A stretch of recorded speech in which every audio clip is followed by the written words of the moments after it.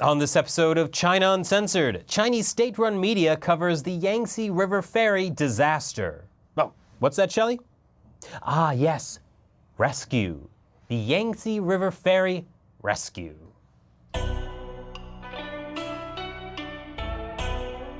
Hi, welcome to China Uncensored. I'm your host, Chris Chappell. On June 1st, a cruise ship carrying 456 passengers and crew capsized in a storm while traveling up China's Yangtze River. It's the worst nautical disaster in China since the 1940s. And of course, first responders headed to the scene. And as usual, in a national disaster like this, you want your first responders to be strong, brave, and hot. Yes, hot! That's the focus of not one, but several articles in Chinese state-run media related to the Yangtze River ferry rescue. Like this one in the People's Daily. The headline reads, "On the rescue line, China's hottest guys are all here."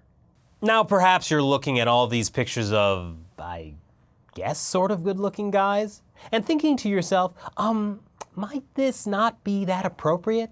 I mean, didn't more than 400 people just die? And if you have subversive thoughts like that, you're pretty much like most people in China who read those headlines. A wave of angry criticism washed over the Chinese internet with comments like this one.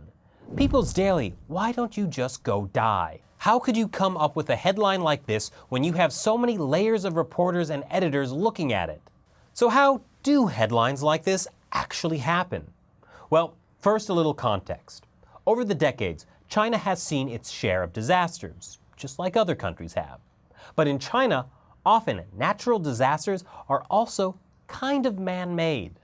Like the 2008 Sichuan earthquake, a natural disaster made way worse because of low-quality construction, a result of poor safety standards and widespread corruption.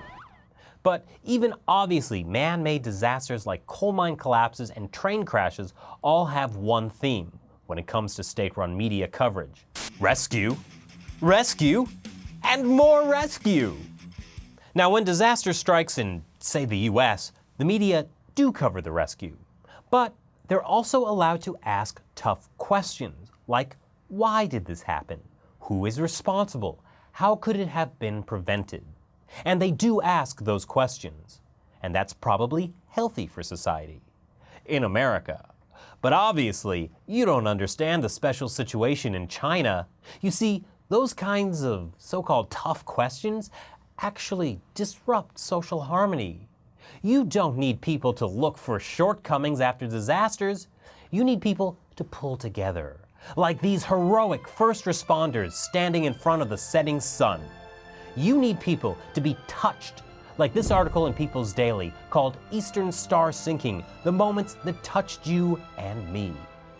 And you need people to focus on the real heroes. Wait, not that guy. Nope, not him either. Here we go. Real hero Chinese Premier Li Keqiang. There have been so many photos of Li Keqiang holding bullhorns, directing the minutiae of the rescue effort, that the only conclusion you can draw is that the Communist Party's top leadership is handling all the details and is ultimately responsible for any lives saved. But here's the real tragedy of the tragedy. Out of 456 people on board, only 2 were rescued. 12 others survived, either swimming or drifting to shore. But all the heroic rescue efforts only saved 2 people. Now, I'm not blaming the first responders. When a boat full of elderly people capsizes so quickly, it's hard to save everyone. But when you're state-run media, and you're required to spin this failed rescue effort into a matter of national pride, what else can you say? That the first responders looked hot. So, on a scale of 1 to 10, how hot do you think China's first responders are? Leave your comments below and be sure to subscribe for more China Uncensored. Once again, I'm Chris Chappell. See you next time.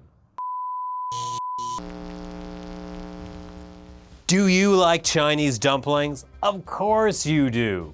That's why many of you have already been using #DumplingSelfie ahead of our June 26th dumpling eating contest. Yes, on June 26th, in the middle of Times Square, you can watch me eat so many dumplings that I'll never eat dumplings again. for a couple of days at least. I'll be joining other YouTube folks as part of New Tang Dynasty Television's International Taste Asia event.